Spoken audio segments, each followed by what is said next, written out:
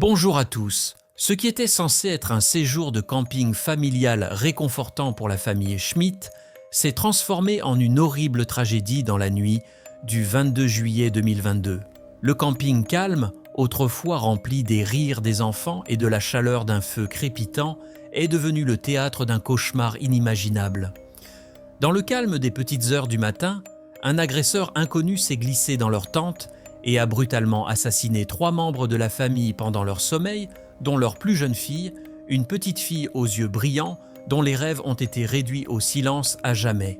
La communauté, en proie au chagrin et à l'incrédulité, s'est retrouvée aux prises avec aux prises avec la question terrifiante. Qui a pu commettre un acte aussi indescriptible? Tyler Schmidt est né le 13 novembre 1979 dans l'Iowa, aux États-Unis. Il a grandi à Cedar Falls, une ville connue pour abriter l'Université du Nord de l'Iowa. Dès son plus jeune âge, Tyler a rejoint les Boy Scouts, où il a atteint le rang estimé d'Eagle Scout. Cette expérience a déclenché son amour de toujours pour la nature et le camping. Tyler appréciait particulièrement les camps organisés par l'Église luthérienne, qui encourageait les réunions de famille pendant qu'il apprenait à jouer de la trompette pendant son temps libre. Sa véritable passion résidait dans l'aventure et le sport.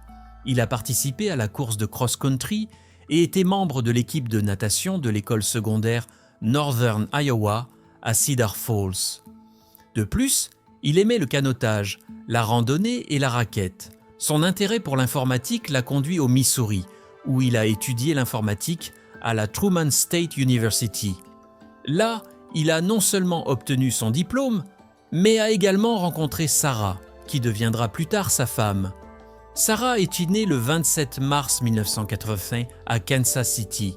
Elle a passé une partie de son enfance près de Saint Louis avec ses frères et sœurs, Karen, Jane et Adam. Sarah partageait l'amour de Tyler pour les activités de plein air, en particulier l'observation des oiseaux et l'étude des insectes. Comme Tyler, elle était une Girl Scout et a reçu la plus haute distinction, la médaille d'or.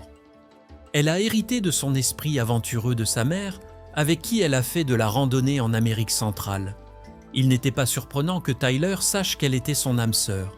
Lorsqu'elle l'a rencontrée, alors qu'elle était étudiante, Sarah a excellé non seulement sur le plan académique, mais également dans la direction de projets étudiants visant à améliorer la vie scolaire.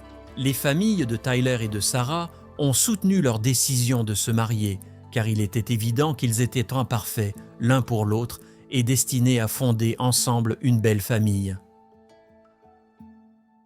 Le samedi 22 juin 2002, les amis et la famille de Tyler et Sarah ont commencé à arriver élégamment habillés à l'église luthérienne St. John, située à Cedar Falls. À l'extérieur de l'église, Sarah attendait pour faire son entrée, accompagnée de son père, prêt à l'accompagner jusqu'à l'allée et à la confier à son futur mari. Ce jour-là, Tyler et Sarah, tous deux âgés de 22 ans, ont échangé leurs vœux et promis de rester ensemble jusqu'à ce que la mort les sépare. Leur amour commun pour la nature les a amenés à choisir les eaux limitrophes, une zone sauvage bien connue située à la frontière entre les États-Unis et le Canada, plus précisément entre le Minnesota et l'Ontario, comme destination pour leur lune de miel de 10 jours. Au cours de la première décennie de leur mariage, Tyler et Sarah se sont concentrés sur la stabilité économique et la poursuite de leur carrière professionnelle en tant qu'expert en informatique. Tyler a travaillé pour un supermarché, une entreprise de livraison, etc. Il a également passé 18 ans dans une entreprise spécialisée dans la facturation et les paiements interentreprises. Au-delà de leurs engagements professionnels, les premières années du mariage des Schmidt furent remplies d'aventures. Ils se réunissaient fréquemment en famille ou entre amis pour profiter de leur amour commun des jeux de société. Occasionnellement, ils participaient à des activités organisées par des membres de l'église luthérienne et, en tant que fervents fans des Kansas Jayhawks, soutenaient les tournois de basket-ball organisés à la maison Allen Field. L'année 2013 a été douce amère pour le couple. D'une part, le père de Sarah est décédé d'une crise cardiaque, une perte importante pour ses proches. En revanche, après 11 ans de mariage, le couple a accueilli leur premier enfant, Arlo. 3 ans plus tard, le 17 septembre 2015, ils ont retrouvé les joies de la parentalité avec la naissance d'une magnifique fille, Lula Schmidt. Quand Arlo avait 6 ans et Lula 3, la famille a déménagé à Cedar Falls pour se rapprocher des proches de Tyler. Cedar Falls les a chaleureusement accueillis et ils sont rapidement devenus des membres actifs de la communauté. Tyler a continué à travailler comme ingénieur logiciel, tandis que Sarah a commencé à travailler comme assistante à la bibliothèque publique de la ville et auprès des enfants inscrits à l'école maternelle de Lincoln Elementary School. Tyler et Sarah étaient connus pour leur gentillesse et leur volonté d'aider les autres, faisant en sorte que tout le monde autour d'eux se sente important. Le couple s'est assuré d'inculquer à Arlo et Lula la même passion qu'ils avaient pour les activités de plein air et la nature. En 2021, ils ont commencé le camping avec leurs enfants et malgré leurs horaires chargés, les enfants ont tellement aimé ces sorties que les parents leur ont réservé du temps lorsque cela était possible. À la mi-2022, Sarah travaillait de longues heures. Néanmoins, en juin, elle a pris un jour de congé pour célébrer leur 20e anniversaire de mariage et a prévu de prendre un autre jour en juillet pour partir en vacances en famille. Elle devait terminer un projet pour la bibliothèque avant le 26 juillet, mais elle était déterminée à ne pas laisser cela interférer avec les projets de la famille. Au cours de la semaine du 11 juillet, Sarah a mentionné à la femme de son frère Adam qu'elle camperait avec les enfants au parc d'État de Maquoketa Cave, une destination populaire pour les randonneurs et les explorateurs du comté de Jackson, dans l'Iowa, célèbre pour ses 13 grottes impressionnantes et ses superbes grottes. Paysage naturel. Le jeudi 21 juillet, la famille a emballé sa voiture et a parcouru environ 230 km pour atteindre les grottes de Maquoketa. La zone de camping était pleine à craquer, alors le Chimet s'est installé près de l'entrée du parc. Quelques heures plus tard, vers 19h, une autre famille s'est garée à environ 200 pieds de leur tente. Il s'agissait de Joe et Cecilia Sherwin et de leur fils de 23 ans, Anthony Sherwin, du Nebraska. Les Sherwin ont installé 2 tentes, une pour les parents et une autre pour leur fils. Ils rentraient chez eux après 1 semaine et demie de camping qui les avait conduits dans la péninsule supérieure du Michigan. Anthony a toujours été attentif aux besoins de ses parents, et sa mère disait souvent qu'il était le meilleur fils qu'elle aurait pu souhaiter. Gentil, sensible et un élève exceptionnel. Cette année-là, Anthony travaillait sur un système informatisé pour soutenir une entreprise qui, selon lui, valait des millions. À la tombée de la nuit dans les grottes de Maquoketa, les campeurs se sont installés dans leurs tentes. Le 22 juillet, avant l'aube, les visiteurs du parc ont été réveillés par des coups de feu. Juste avant l'agitation, un homme vêtu de noir est entré dans la tente des Schmidt et a attaqué Tyler puis Sarah. Arlo, qui dormait, s'est réveillé au son des cris de sa sœur Lula. En se retournant, il vit du sang à l'intérieur de la tente. Terrifié, il parvient à s'enfuir et court chercher de l'aide. Alors qu'il s'enfuyait, il entendit un dernier coup de feu. Cecilia et Joe, dans le camping voisin, se sont précipités hors de leur tente. Au milieu de la confusion, Joe cherchait son fils parmi les campeurs, demandant si quelqu'un l'avait vu. Arlo, toujours frénétique, courut jusqu'à ce qu'il rencontre les Sherwin. Il criait et demandait de l'aide, affirmant que ses parents avaient été abattus. Cecilia lui prit la main et courut avec lui jusqu'à l'entrée du parc. Une fois sur place, terrifiée et incertaine de ce qui s'était passé, elle a sorti son téléphone et a composé le 911. L'opératrice du 911 du comté de Jackson a compris quand Cecilia a rapporté avoir entendu des coups de feu. Mais elle a eu du mal à prononcer le nom du parc, ce qui a rendu difficile la transmission de l'emplacement. Elle a également expliqué qu'elle était avec un garçon, affirmant que ses parents avaient été abattus. L'appel entre Cecilia et le 911 a duré 23 minutes. Pendant qu'elle répondait aux questions, l'opératrice a relayé l'attaque à la police et aux gardes du parc. Bien que l'appel ait été brièvement interrompu, Cecilia a persisté et a rappelé, pour ensuite être mise en attente pendant que le répartiteur contactait les services d'urgence. Malgré la tension et la nervosité qui régnaient dans le parc, l'adrénaline a aidé Cecilia à rester calme. Après avoir fourni des détails sur leur emplacement exact, elle a remis le téléphone à Arlo.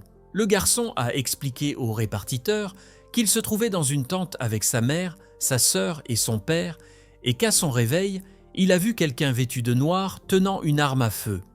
L'opérateur du 911 a demandé à l'enfant où se trouvait son père, et après une pause, il a répondu qu'il pensait que son père était blessé. Vers 0h30, des policiers et des ambulanciers sont arrivés sur les lieux et se sont dirigés vers la tente Schmidt. Ce qu'ils ont découvert était horrible.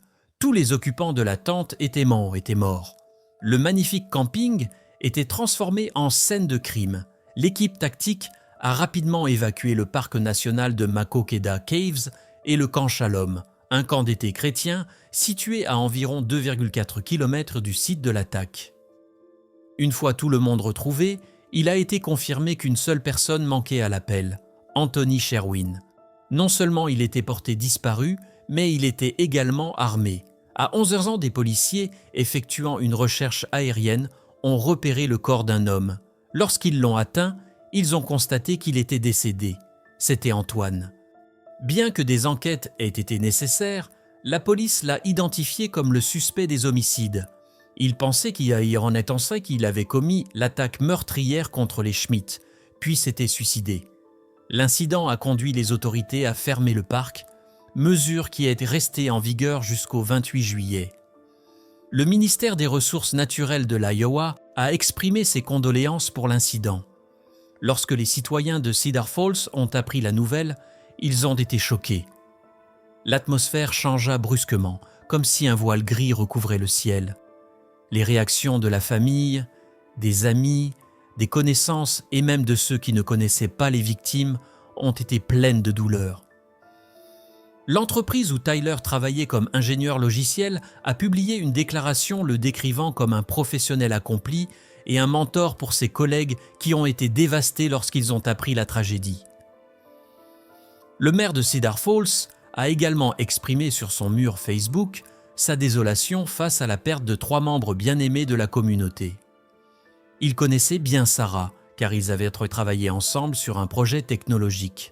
Le maire a également exhorté les habitants de Cedar Falls à être généreux envers Arlo, le seul survivant de la famille qui était en sécurité, et il a partagé un lien GoFundMe pour ceux qui souhaitent y faire un don.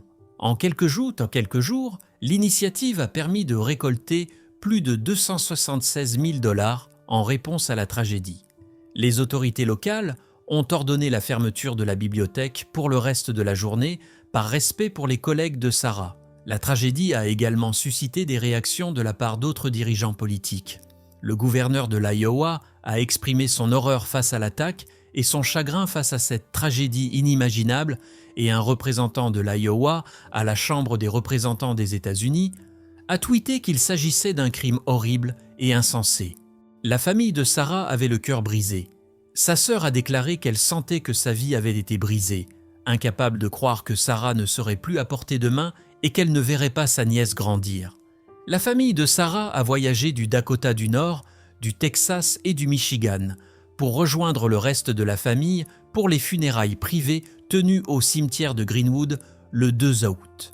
Un rassemblement a eu lieu pour célébrer la vie de Tyler, Sarah et Lula sur l'aire de pique-nique du parc Overman. Plus de 200 personnes pourraient être présentes. Plusieurs participants, dont la tante de Tyler et le maire, ont pris la parole sur le podium installé pour l'occasion, partageant leurs sentiments et leurs souvenirs du défunt, selon les informations publiées par le ministère de la Sécurité publique de l'Iowa.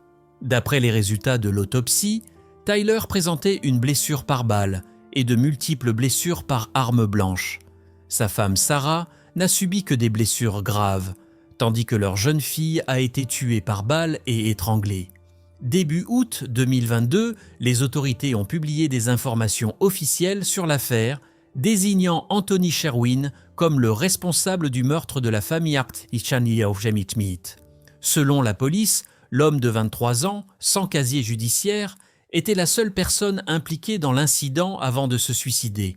L'enquête n'a révélé aucun motif de l'attaque. Le directeur adjoint de la division des enquêtes criminelles a déclaré qu'aucun lien n'avait été établi entre Anthony et la famille Schmidt avant ce jour fatidique ou pendant leur séjour en tant que campeurs voisins. Le service de police du Nebraska a contribué à l'enquête. Lorsque les policiers ont fouillé l'appartement de la famille Sherwin dans le Nebraska, ils n'ont trouvé aucune note de suicide, ni aucune indication pouvant expliquer pourquoi Anthony a ciblé la famille Schmidt et lui-même. Sa page Facebook était également dépourvue de tout indice car elle était complètement vide concernant les armes utilisées par l'attaquant. Le directeur adjoint de la division des enquêtes criminelles de l'Iowa n'en a mentionné qu'une seule, une arme à feu assemblée à la main qui a été retrouvée près du corps d'Anthony. Ces types d'armes, également appelés pistolets fantômes, sont fabriqués par des particuliers à l'aide de pièces achetées en ligne sans aucune restriction. Comme ils n'ont pas de numéro de série, ils sont difficiles à réglementer et à retracer. Cherchant à confirmer cette information, le Des Moines Register a contacté les parents d'Anthony, qui ont confirmé que leur fils avait fabriqué sa propre arme à l'aide d'informations trouvées en ligne. Ils ont expliqué qu'ils l'avaient fait comme un défi, plutôt que par désir spécifique de posséder une arme à feu. Ils ont également souligné qu'Anthony était très responsable et n'avait jamais fait de mal à une autre personne ou à un animal.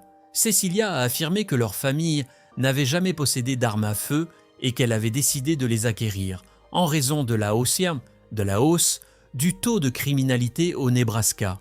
Elle a ajouté qu'en raison de leur manque d'expérience, ils ont même suivi des cours pour apprendre à les gérer. Les parents ont expliqué qu'ils avaient emporté l'arme artisanale lors du voyage pour se protéger contre la criminalité et éventuellement contre les attaques d'ours, comme ils l'avaient vécu une nuit en camping. Ils ont également mentionné leur intention de s'en débarrasser à leur retour chez eux. Les parents d'Anthony ont décidé de prouver l'innocence de leur fils, convaincus qu'il était la victime d'un homicide et non le tueur. Selon la mère d'Anthony, un rapport d'autopsie obtenu de manière indépendante a indiqué qu'il avait été abattu 2 fois et non une seule comme le prétendait la police. Elle soupçonnait que le premier coup de feu était destiné à le neutraliser, mais elle ne comprenait pas comment il avait réussi à se tirer une 2e balle à temps, contestant ainsi la théorie du suicide des autorités. Un autre point qu'ils ont soulevé était la couleur des vêtements que portait l'agresseur. Cecilia se souvient avoir dit à l'opératrice du 911 que l'agresseur était vêtu de noir, ce qui ne correspondait pas à ce que son fils portait un short vert qu'elle lui avait offert la veille de la tragédie. De plus, Cecilia et Joe ont rapporté que la police n'avait pas révélé où le corps d'Anthony avait été retrouvé, ni si l'arme qu'il aurait utilisée pour se suicider était la même que celle utilisée contre celui des Schmidt. Lorsqu'ils ont spécifiquement demandé aux enquêteurs si un test balistique avait été effectué pour confirmer les correspondances, ils n'ont reçu aucune réponse. Toutes ces préoccupations ont été exposées dans un courriel envoyé par Cecilia aux médias. Dans le message, elle déclarait que son fils avait trop de raisons de vivre et qu'elle était certaine qu'il n'abandonnerait pas tout de cette manière. Il n'avait été revu aucun signe indiquant qu'il préparait une telle attaque. Selon elle, Anthony était incapable de tuer et n'avait aucun lien avec la famille Schmidt. Selon la mère en deuil, les enquêteurs ont seulement répondu qu'il s'agissait d'un meurtre aléatoire. Les parents d'Anthony ont demandé le rapport d'enquête final afin de commander un examen indépendant, mais ont affirmé n'avoir reçu aucune réponse à cette demande. En janvier 2023, un média a rapporté qu'il avait demandé des archives publiques de l'affaire, conformément à la loi sur les archives ouvertes de l'Iowa et à la loi sur la liberté d'information. La demande faisait référence à des rapports d'incidents, des documents d'enquête, des résumés de scènes de crime et des rapports d'autopsie. Devin McLean, du bureau du commissaire du ministère de la Sécurité publique de l'Iowa, a répondu que les documents demandés n'étaient évidemment pas publics et qu'il ne pouvait partager que les faits et circonstances immédiats de l'affaire, qui étaient inclus dans les liens fournis dans le communiqué de presse. Quelques jours plus tard, le média a envoyé un email au responsable lui demandant si l'arme utilisée par Anthony pour se suicider correspondait à celle utilisée dans les meurtres. Elle n'a pas répondu à moins que de nouvelles preuves du contraire apparaissent. La police maintient qu'Anthony Sherwin était un tueur au hasard qui a sauvagement tiré, poignardé et étranglé 3 membres bien-aimés d'une famille de Cedar Falls. Contrairement à Cecilia et Joe, leur fils, qu'ils ont décrit comme un individu gentil et studieux, est innocent et est une autre victime de meurtre. Ils s'engagent à poursuivre leurs efforts pour prouver son innocence après son expérience traumatisante. Arlo, le seul survivant du massacre, a été recueilli par sa famille à Cedar Falls, plus précisément le frère de Sarah. Dans une interview exclusive accordée à un journal local, le frère de Sarah a déclaré que son neveu avait été très courageux et qu'il était en excellente santé mentale. La page GoFundMe, créée après la tragédie, continue de recevoir des dons pour soutenir l'éducation d'Arlo et créer un fonds éducatif pour son avenir. Si cette histoire vous a touché, si vous recherchez une couverture plus approfondie de véritables affaires criminelles et de mystères non résolus, assurez-vous de vous abonner à notre chaîne.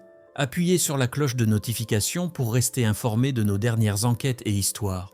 Merci de vous joindre à nous et jusqu'à la prochaine fois, restez en sécurité et restez informés.